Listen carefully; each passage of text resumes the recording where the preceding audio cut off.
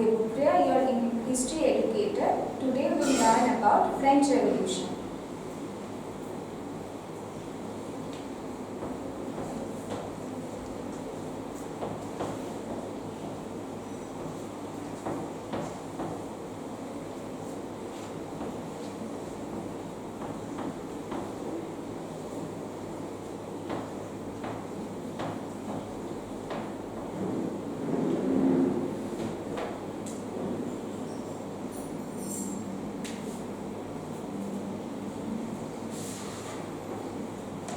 First, we will talk about why French Revolution is important and the date of French Revolution. So, the date of French Revolution is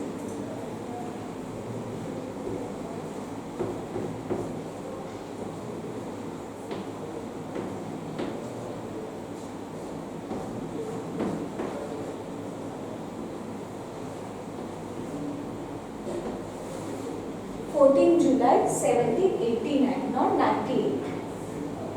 This was the day when there was the outbreak of French Revolution. Now we will talk about how did it happen and why is it so important. So how did it happen? At first we will talk about the various events that took place on the day of the French Revolution, that is 14th July 1789.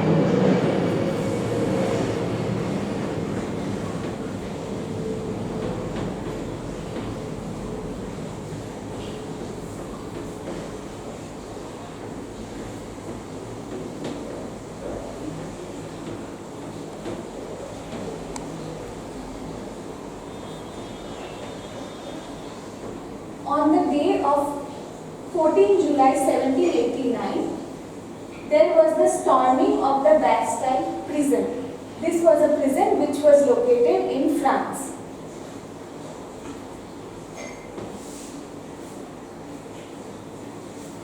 At first, we also need to know about why the French Revolution took place and who was the king during that specific time.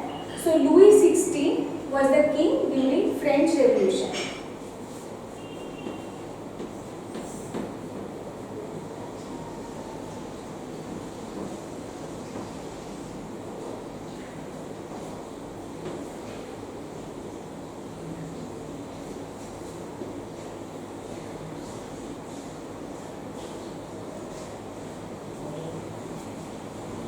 Now we will talk about the different events. So, Louis XVI had sent armies inside the city of Paris, and there was the rumor that the king will order the troops, that is the soldiers, to shoot down the common citizens. Therefore, the citizens, who were 77,000, they gathered around the town hall of Paris, and then they formed a militia, their army, and they said that they will fight against the king. 7,000 people gathered and they will fight against the king.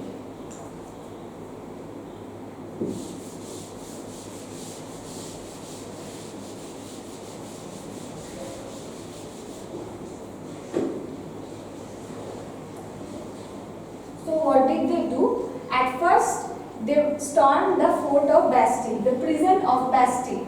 At the prison of Bastille, they freed the 7 prisoners who were there.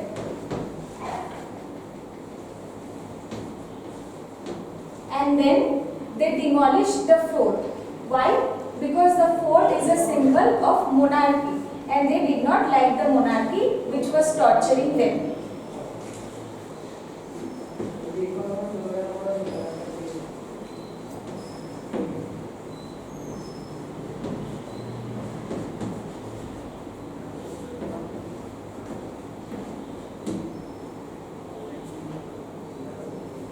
Now we need to understand the French society in order to understand why did it take place, as to what was the reason behind it. We will talk a bit about the French society.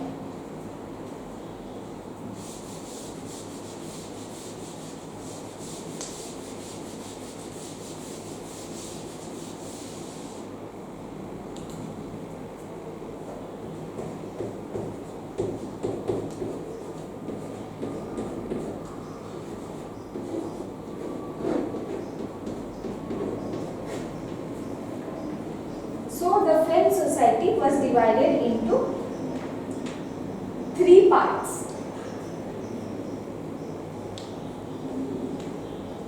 One, the clergy. Second, the nobility.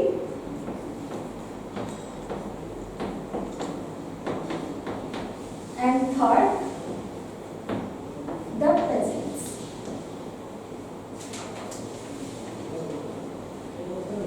The third is the third I will talk about, third estate.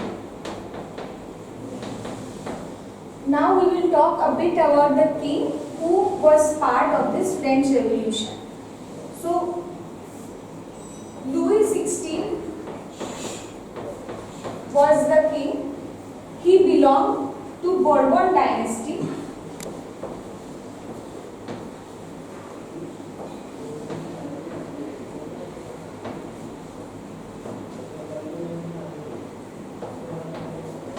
Like India has Gupta Empire, he belonged to Bourbon dynasty, which was in that. But he was actually it was located in Versailles, not Paris. He married this princess of Austria known as Marie Antoinette.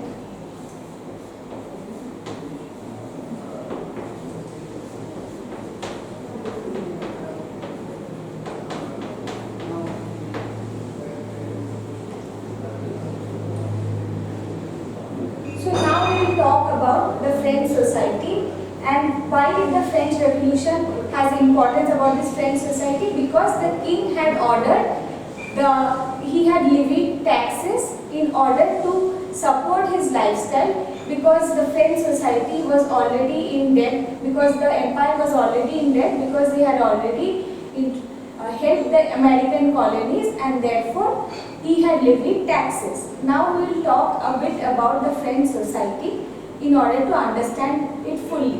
Who were the ones who were paying taxes, etc.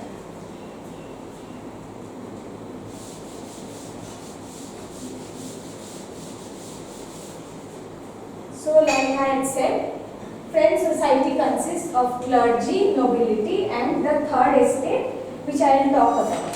So who are the clergy? Clergy are priests, cardinals and bishops. Priests, cardinals and bishops are belonging to the clergy section of the society. They have a special relation to the matters of the church. So who are priests?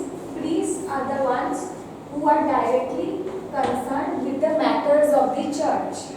Cardinals, they are leading dignitaries of Roman Catholic Church and they are appointed by the Pope. Who are bishops? Bishops is another dignitary of the church. So next I will talk about who belongs to a nobility category. Nobility category, here people belong who are the landowners or rich people.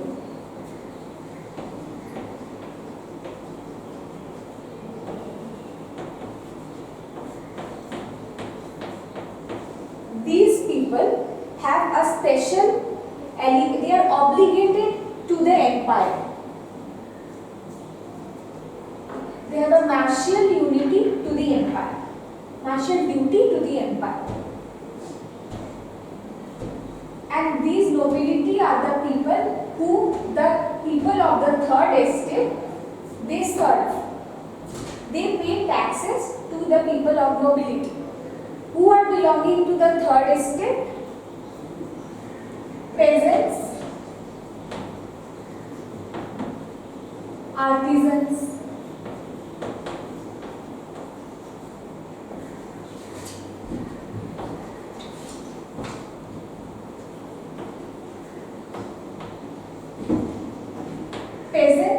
artisans, landless laborers. These are the people belonging to the third estate. These people are poor people who pay certain amount of tax to the nobility. These people consists of the 90% of population during that time. So who are the people who are paying taxes? Only the third estate, only these people are paying taxes. While clergy and nobility, they are exempted for taxes, that they do not have to pay taxes to the king.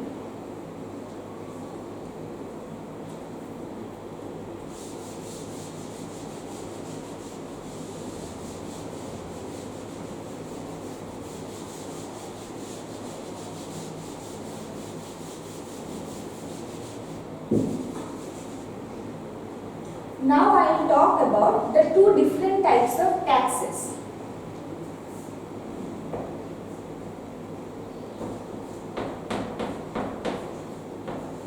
Tithe and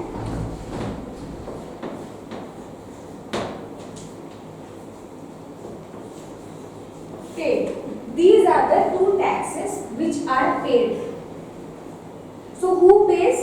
Tithe is paid by the third estate to the first estate, that is to clergy. First estate is clergy. Tithe is they pay tithe, that is 10% of the agricultural produce.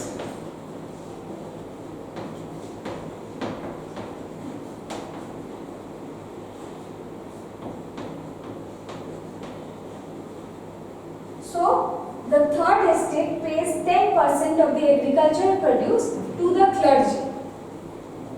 And the second type of tax is state. This is paid by the third estate, that is the peasants, landless laborers, artisans. This is paid by the third estate to the state, that is to the king.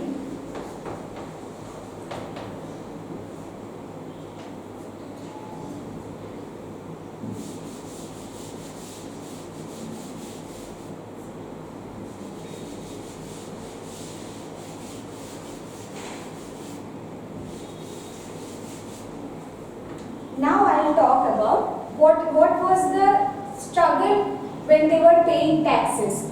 There was a struggle for survival in the society. What was the issue? At first, population of France had grown from 23 million to 28 million. That is, in 1715, France population was 23 million. And it has grown to 28 million in 1789. So there was an increase in population, and this had led to a demand in staple food, that is bread, in food grains. But the production was very low.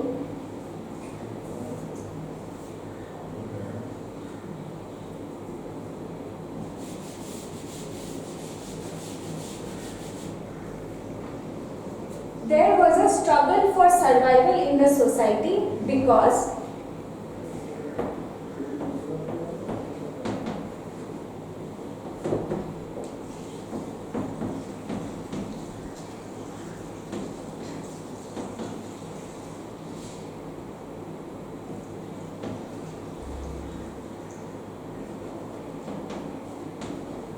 prices of bread, not food grains.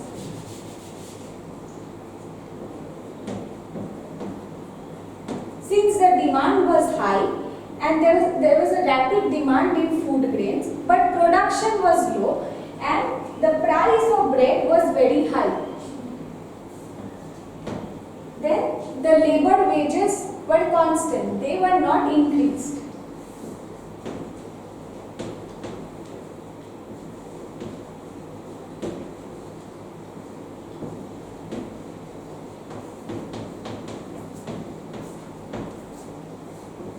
Third point, what was another struggle is that the gap between the rich and the poor was constant.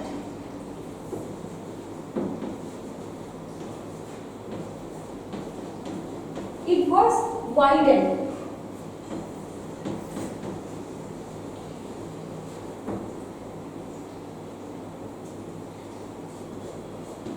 So, when there was a drought or there was a reduction in harvest, the struggle was more.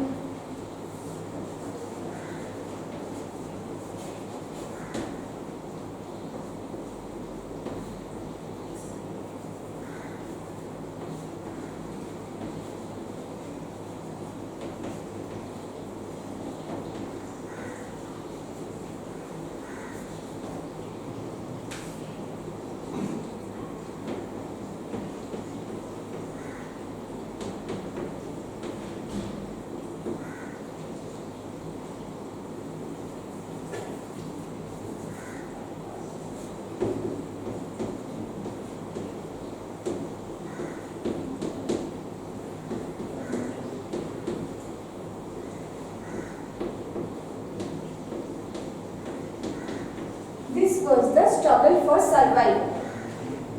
All this led to a crisis, which is a subsistence crisis.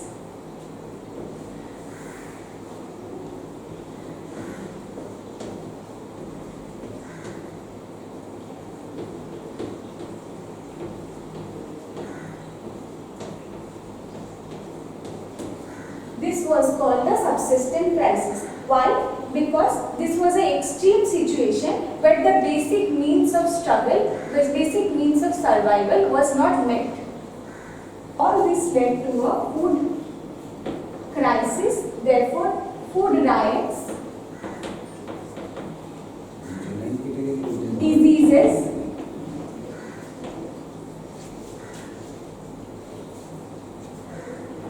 epidemics, and therefore death. This was the struggle for survival.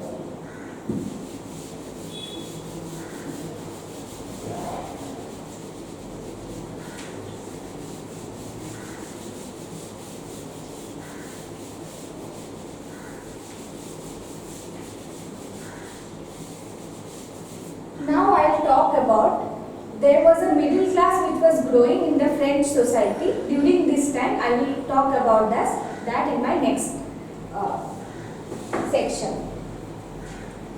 So the growing middle class there was a middle class growing in the 18th century.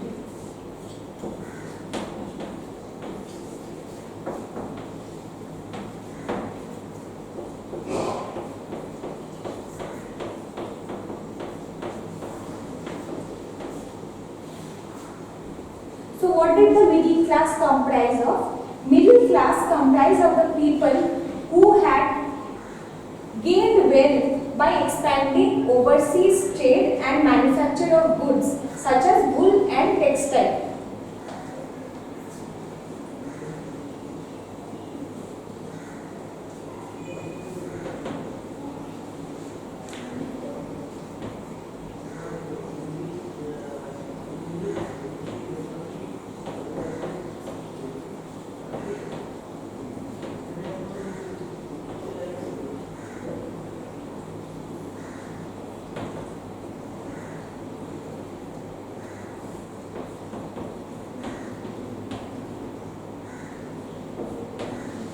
Like goods like silk and textile.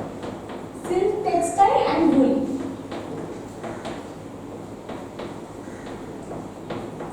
These people also comprise of professions like lawyers as well.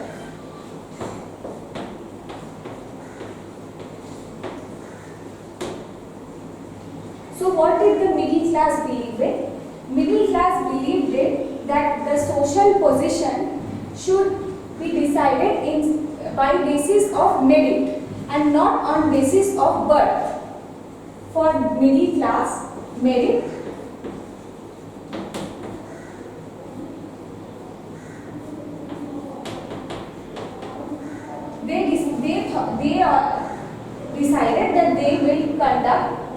decide a social position on basis of merit and not birth.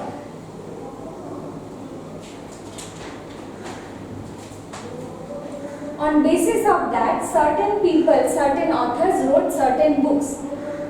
Those were, one of them was John Locke, Locke, who wrote The Treatise of Government. This was his book. Another book which was written by Montesquieu.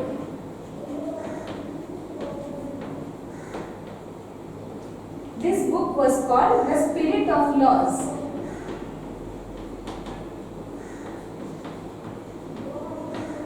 He divided the spirit of laws, that is, the power will be divided among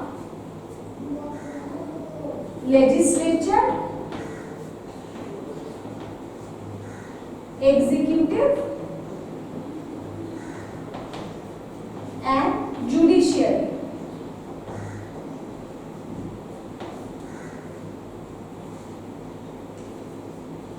This is the overview of French Revolution that I have talked about, along with the division of the French society during that time. I will talk about it more in my next class. Thank you.